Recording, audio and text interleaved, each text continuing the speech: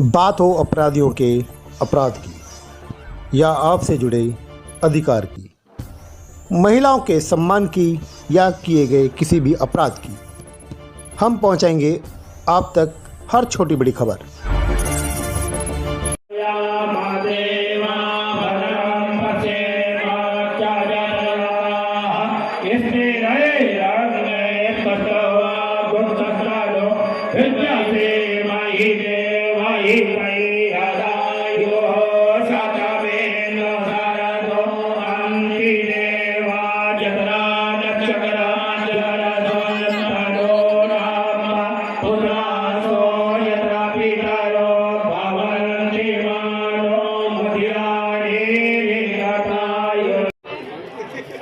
आप रो रहे हैं।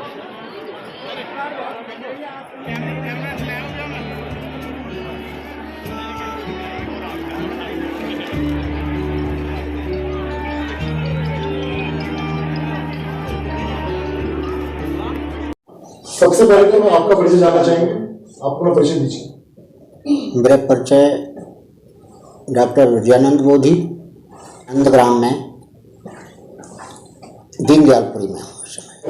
24 तारीख को गुमराह करके राम नाम का लड़का मुझे लेके गया यहाँ से, क्या वहाँ बुद्ध विहार का उद्घाटन होना, तो ये कमला नेहरू नगर लेके गया। वहाँ शादी का जो मामला था, वो शादी हम करने भी तैयार हुए, भाई चलो शादी कर लेंगे। वहाँ हमें बड़े कष्ट के साथ बैठना पड़ा, वहाँ धूप में बैठे हुए थे, सभी धर्मगुरु अंदर थे अंडाल में। तो हमने बाबा साहब की वहाँ तस्वीर लगाई थी और गौतम बुद्ध की संस्कार के लिए हम लोग तैयार थे। सामान भी कुछ नहीं था, फिर भी हमने मंगा मंगू करके उसको पूर्ति किया। तो हमें 4 घंटे धूप में बैठना पड़ा था, इसलिए हमें खेद हो रहा था कि सभी लोग, सभी धर्मगुरुओं का सम्मान है, हम थोड़ा नीचे जहाँ जूते चप्पल से लोग चल रहे थे वहाँ हम लोग बैठे थे। तो कहीं ना कहीं आप इस बात को कहना चाहते हैं, मानते हैं कि आज भी जहाँ देश इतना विकसित हो चुका है, विकास कर रहा है, अभी भी जातिवाद चल रही है। आपका अपमान हुआ है और आप बताएं भीमराव अम्बेडकर जी की तस्वीर नीचे रखी हुई, तो किसका दोषी मानेंगे आप? दोषी नीची श्रेणी के जो कर्मचारी काम कर रहे हैं उनकी गलती मानते हुए ये कहता हूँ कि उनकी 100% गलती थी। अव्यवस्था के कारण हमें ये बात आपके सामने रखी। इस तरह के वाक्य नहीं होना चाहिए। इस तरह के वाक्य किसी के साथ में, किसी संत के साथ में नहीं होने चाहिए जो 24 तारीख को हुए। मैं आपको साधुवाद देता हूं, मीडिया कर्मियों को, और अपनी बात को आपके सामने मैंने रखा। आगे ये काम नहीं होना चाहिए। क्या नाम है आपका? रिंकी गौतम। रिंकी जी, क्या मामला हुआ था अभी? सर मामला ये था, जब हम वहाँ पहुँचे थे तो हम कहाँ पहुँचे थे आप? कमला नेहरू नगर में, वहाँ शादियाँ हो रही थी जोड़ों के हिसाब से, सामूहिक विवाह का जो आयोजन किया गया। जी सर। लेकिन जहाँ हमारे बौद्ध धर्म की शादियाँ हो रही थी, सबसे आगे मैन पे क्या, जहाँ अधिकारियों के बैठने की जगह है, वहीं से हटा के बौद्ध धर्म के जो लोग थे वहीं पे उनको बैठाया गया था। लेकिन जो तस्वीर थी वहाँ पे कुछ भी अवेलेबल नहीं थी। मतलब कि जैसे बाबा साहब की तस्वीर, सब जानते कि बौद्ध धर्म में शादियाँ कैसे होती हैं, लेकिन वहाँ पे ऐसा कुछ व्यवस्था नहीं थी। जबकि सामने अधिकारी बैठे थे, फेस टू फेस दिख रहा था कि अब पंडाल के अंदर कैसे शादियाँ हो रही हैं और बाहर कैसे शादियाँ हो रही हैं। उसके बावजूद भी अधिकारियों ने ध्यान नहीं दिया कि क्या है क्या नहीं। लेकिन उनको ये बोलना चाहिए था कि ये भारी व्यवस्था क्यों है, लेकिन उन्होंने उसका कोई ध्यान नहीं दिया। तो आपने भी इसकी शिकायत किसी से की थी या नहीं? सर वहाँ जो थे, हमने जो मीडिया वाले थे उनसे भी बात करने की कोशिश की थी, लेकिन उन्होंने ये कह दिया कि हम इसको नहीं बोलेंगे कुछ। बौद्ध धर्म की 10-12 जोड़ों की शादियाँ हुई थी, जिसमें से वो बाद में आई थी, तो बाद में बैठाया गया था। सबसे पहले तो आप अपना परिचय दीजिए, आपका परिचय जानना चाहेंगे, अपने बारे में बताइए। मैं पुष्पा सिंह, नई दिशा विकास सेवा समिति के अध्यक्ष। किस प्रकार से आपकी समिति कार्य करती है और क्या क्या करती है? देखिए, हमारी संस्था सभी तरह के कार्य करती है वैसे तो, लेकिन मेन है हमारा महिलाओं, बच्चों और बुजुर्गों के लिए।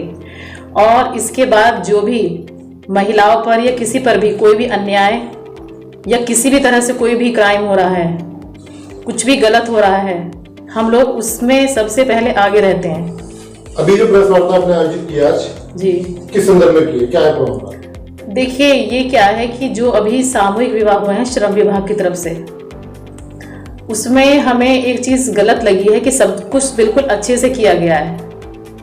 वहां पर 3000 जोड़ों की शादियां थी, जो कि सबको पता है इसके बारे में, और शादियां अच्छे से हो रही थी। लेकिन थोड़ा सा एक जो बौद्ध धर्म का था प्रोग्राम जो लास्ट में हुआ है सबसे, तो वहां पर भंते जी जो थे, जो शादियां करवा रहे थे, तो उसमें शादी में भंते जी को जो जगह बैठने के लिए मिलनी चाहिए थी वो जगह नहीं मिली थी उनको। जैसे और जोड़ों के लिए या और धर्म के लोगों के लिए, हिंदू के कह सकती हूँ, मोमडन के लिए भी कह सकती हूँ, कि उनको पंडाल के अंदर बिठाया गया छाया में, लेकिन भंते जी को बाहर क्यों बिठाया गया? वो मानव धर्म के खिलाफ की चीज दिखाई पड़ी? नहीं, बिल्कुल नहीं दिखाई पड़ी, क्योंकि देखिए जो अंदर बैठे थे वही भी मनुष्य थे, मानव थे, और जो भंते जी बाहर बैठे थे वो मनुष्य थे, और जोड़े जो बैठे थे वो भी मानव इंसानों में से ही थे। तो हम ये सिर्फ पूछना चाहते हैं कि क्या उनको गर्मी नहीं लग रही थी? क्या उनको बाहर बैठने की जरूरत थी या उनको अंदर बिठाया जाना चाहिए था? तो विवाह की जितनी भी सामग्री होती है कराने की, वो भी उपलब्ध मिली थी आप लोगों को या नहीं? देखिए वो तो भंते जी जब हमने उनसे पूछा तो वो कह रहे थे कि हमें अवेलेबल नहीं कराई गई थी। वो बाद में उनको दिलाया गया था, जो गिलास में जो पानी भी दिया गया था उनको, किसी कार्यक्रम जो शादी में उनको चाहिए होता है, तो वो भी एक कागज के गिलास में बता रहे थे वो हमें। मेरा नाम सरिता है। सरिता जी, क्या करती हैं आप? सर, नई दिशा विकास सेवा समिति में सदस्य हूँ। अभी जो 2 दिन पहले सामूहिक विवाह का समारोह हुआ, जिसमें आप मौजूद थी? जी हाँ जी, मैं वहाँ मौजूद थी। क्या वाक्य देखने को मिला? सर, मैंने वहाँ पे देखा योगी जी आदित्यनाथ जी ने जो कार्य किया है बहुत सराहनीय है। वो कार्य मजदूरों की लड़कियों की जो शादी कराई है बहुत अच्छा किया है, मगर वहाँ पे जो व्यवस्था थी, जिन्होंने भी वो मैनेजमेंट करा है, वो व्यवस्था वहाँ पे बिल्कुल भी सही नहीं थी। सिर्फ जो जिनकी शादियाँ बौद्ध धर्म से होनी थी उनके लिए व्यवस्था वहाँ बिल्कुल भी ठीक नहीं थी। बाकी हिंदू जोड़े, मुस्लिम जोड़े थे, उनके लिए व्यवस्था वहाँ पंडाल था और पूजा की सामग्री का वहाँ सारा सामान था। मगर जो बौद्धिस्ट के जोड़े थे और भंते जी थे, उनको पंडाल से बाहर बिठाया गया था धूप में। वहाँ भंते जी को बिठाया गया था, वहाँ पे अतिथियों के लिए चेयर डली हुई थी। तो जब हमने देखा वहाँ पे जब भंते जी पहुंचे तो वहाँ पे उनको जगह कुर्सियां साइड में करके वहाँ पे भंते जी को बिठाया गया, यानी कि ऐसा समझा जाए कि टेम्परेरी अरेंजमेंट किया गया है भंते जी का। जबकि ये चीज पहले से ही नोटिस थी कि इतनी शादियां, 4 शादियां भंते जी की ही होंगी, मतलब बौद्ध धर्म की, हिंदू धर्म की शादी भी हुई है, मुस्लिम धर्म की भी है, सिख धर्म की भी है, फिर भी उनका अरेंजमेंट पंडाल से भारी लगाया गया था। तो कहीं ना कहीं आप इसको जातिवाद की दृष्टि से देखती है कि जातिवाद हुआ है? सर, जातिवाद की दृष्टि से मैं इसलिए देखती हूँ क्योंकि इतनी शादियों में सिर्फ बौद्ध धर्म ही बाहर क्यों आया? मुस्लिम विभाग की लड़कियां क्यों बाहर नहीं बैठी? हिंदू धर्म, मुझे समझ में नहीं आता कि हिंदू धर्म में कौन आते हैं? ये भी तो हिंदू ही है ना जो बाहर बैठे, फिर उसमें बौद्ध धर्म भंते जी ही क्यों बाहर बैठे? तो यहाँ पे सवाल ये भी है कि बौद्ध धर्म जी को हिंदू धर्म से जोड़ा भी जाता है। जी जी। और तो आपकी क्वेश्चन भी है कि बौद्ध धर्म आता कहाँ पर है? हाँ, हिंदू समाज, तो ये बौद्ध धर्म समाज किस कैटेगरी में आता है? तो फिर यही समाज बाहर क्यों बैठा? क्या इतनी सारी शादियों में, 3000 शादियों में, एक 4-5 लड़के जो बौद्ध धर्म की थी, भंते जी थे, उनका अरेंजमेंट अंदर नहीं हो सकता था? एक दिन में ये अरेंजमेंट नहीं हुआ है। ये विभाग 15 दिन से तैयारियां कर रहा था और इन्होंने 3-4 दिन पहले ही अखबार में निकलवा दी है, सारी शादियां निकलवा दी कि 4 हमारी बौद्ध धर्म की हैं, 4 सिख की हैं, 1800 कुछ हिंदू धर्म की हैं, 1100 कुछ मुस्लिम धर्म की हैं। तो 50 पंडित उसमें अवेलेबल दिखाए हैं, 50 पंडितों की सामग्रियां वहाँ पे आई हैं और एक बौद्ध धर्म की 4 शादियों के लिए भंते जी का सामान वहाँ पे अवेलेबल नहीं था। आप किसको दोषी मानते हैं? सर, मैं इसको विभाग की गलती मानती हूँ जिन्होंने ये सारी व्यवस्था का